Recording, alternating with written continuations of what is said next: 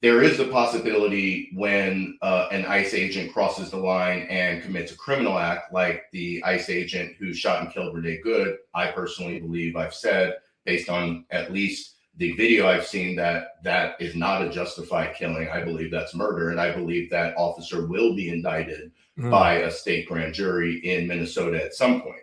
Then the question is, okay, anyone can indict anyone, as we've seen, but will anything actually happen with this?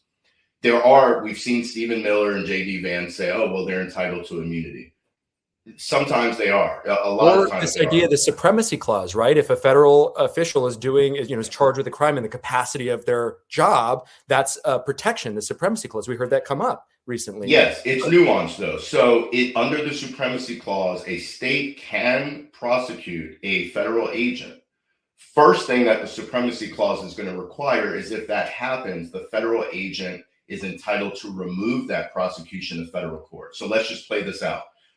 DA in Minneapolis prosecutes the Renee Good killer. Yeah. He is entitled under the supremacy clause to seek removal of that federal or of that state criminal prosecution to federal court. Then he will be entitled to immunity hearing.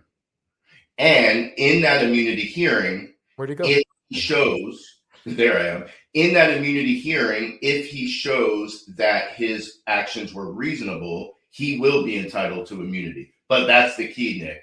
If he shows his actions are reasonable, I'm not going to be the judge. I'm not going to be on the jury. Neither are you. But Right. Ultimately, the fact finder, or here it's going to be the judge that's going to decide the immunity issue, is going to have to decide, was shooting Renee Good 3 times at point blank through the window while she was driving away reasonable? And